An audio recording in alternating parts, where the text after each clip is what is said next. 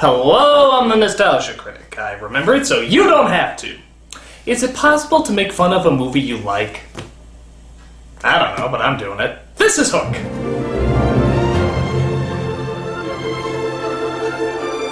Well, people either love or hate this movie. Personally, I love it. I love the premise, I love the two lead actors, and I love the fact that it actually tries to dive into the psychology of Peter Pan. But with that said, there are a lot of stupid things about it too. It's very cliched, very corny, and filled with even more Spielberg whimsical schmaltz than, well, Peter Pan. But my nostalgia aside, does that technically make Hook a good movie or a bad movie? Well, let's not waste any time. Let's cut right into Hook. So our story begins as we start off with the backstory of Peter Pan. Boy, why are you crying? I was crying because I couldn't get my shadow to stick. Boy, I thought the production values would be a little better than this. Actually, this is a school play, starring the daughter of our main character, Peter Panning, played by Robin Williams. Want a meeting tomorrow, a.m.? Dad, my game. You promised. Listen, it's my son's big game. I'll be there. My word is my bond. And by that I mean I'm lying to you, and this will become the focal point of the movie. So we cut to the next day at his son's game. Why Santa crisis the Empire, I have no idea, as we see his father is running late having fun with the people at work. So he sends a co-worker to the baseball field to film the game, ouch, which causes him to lose. Peter tries to make it up to him on their plane ride to Britain, which is on an airline that hasn't existed for years, but the pun was too tempting, as Jack wants nothing to do with him. Jack, next season I'm coming to 6 games, I promise. My word is my bond. You junk bond. Terrorist! How'd he get that baseball past security? So it turns out they're going to Britain because Peter's old caretaker Wendy, played by Maggie Smith, is having a children's hospital dedicated to her. Is Granny Wendy the real Wendy from my play? Yes. No, honey, not really. Sort of. She also has another lost orphan that she looks after named Toodles. Starting to see a connection here? Lost. Lost what? I've lost my marbles. Pray to God he laughed at that joke because this movie has 3 variations of it. So Peter explains what he does for a living and why it's kept him away from London for 10 whole years. I'm still in the mergers and acquisitions, Any and I'm resistance? dabbling into some land development. Any resistance, and he blows them out of the water. Peter, you've become a pirate. What was that? Well, anyway. Before the dedication, he gets a call from work, but the kids are just too darn noisy for him to hear. You're a $5 billion deal falling apart because of this? Why didn't somebody just shoot me in the head?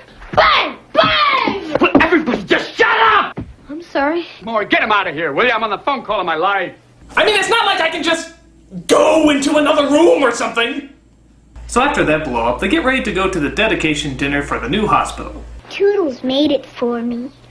It smells nice. It's paper, honey. Dude, how much of a killjoy is this jerk? Dad, is there a Santa Claus? No! Is there an Easter Bunny? No, we made that up too. Is there a God? Well, scientifically speaking, they've never proven that God actually exists, so probably not. In fact, the majority of religions, if not all religions, are completely false. Oh, what?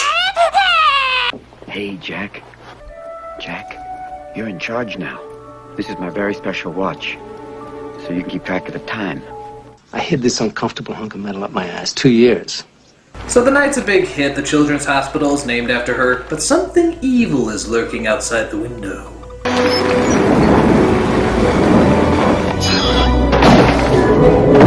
Okay, here's my question. This is obviously Hook coming in to kidnap the children, but what the hell is he doing? Where did the green smoke come from? How is he able to move things without touching it? Did he sell his soul to Satan on his way to Earth? Zool, you motherfucker, Zool!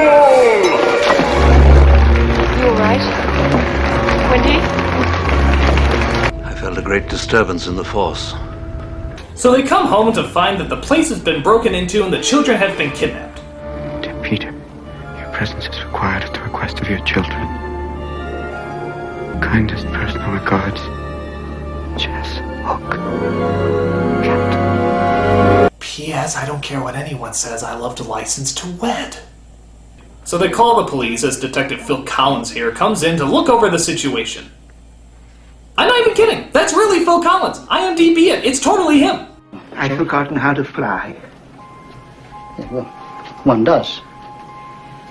Good night, sir. I'm off to ruin Disney's Tarzan. So Wendy decides to have a little talk with Peter about why all this has been happening. How far back can you remember, Peter? You work with orphans. You taught me to read. You arranged for the adoption by my American parents, Hank and Jane Banning.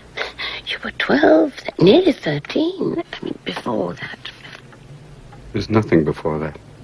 I have the same unquestioned repressed childhood memories that everybody has. What? That was when you decided not to go back to Neverland. Where? To Neverland.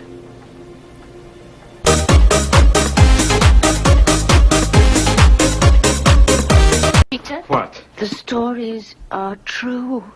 And now he's come back to seek his revenge. It's Dustin Hoffman, Peter. He wants to outmug you. So Wendy tells Peter about his true origins, but not surprisingly, he doesn't believe it. However, that night he gets a little bit more proof than he needed. Tinkerbell comes in, played by Julia Roberts. And if less is more, there's no end to me, Peter Pan. Peter Banning. Pan. Banning. Pan. Banning. Well, whoever you are, it's still you. Because only one person has that smell. Smell. Yes, your love of Mexican food was always a dead giveaway. And I have to admit, this is one of the casting choices I didn't like. I mean, she doesn't do a horrible job or anything, but she plays it way too American sweetheart-ish. Tinkerbell in the original story could be nice, but she was also jealous and deceiving. This was the fairy that tried to have Wendy killed, remember? And now she's just way too smiley and innocent. I mean, come on, Julia Roberts, you're supposed to play this conniving, attention-seeking person. You know, less like this and more like... yeah. So Tink tries to tell him who she is, but Peter still has a hard time grasping it. I do not believe in fairies. Every time someone says I do not believe in fairies, somewhere there's a fairy that falls down dead. I do not believe in fairies! So Tink knocks him out and eventually flies him off to Neverland. On their way, she sprinkles some fairy dust on a kissing couple and they fly up into the air. It's a cute joke, but I have to admit, something about that couple seems familiar. It's George Lucas and Carrie Fisher? I swear to God, that's not a joke. George Lucas and Carrie Fisher are the couple kissing on that bridge.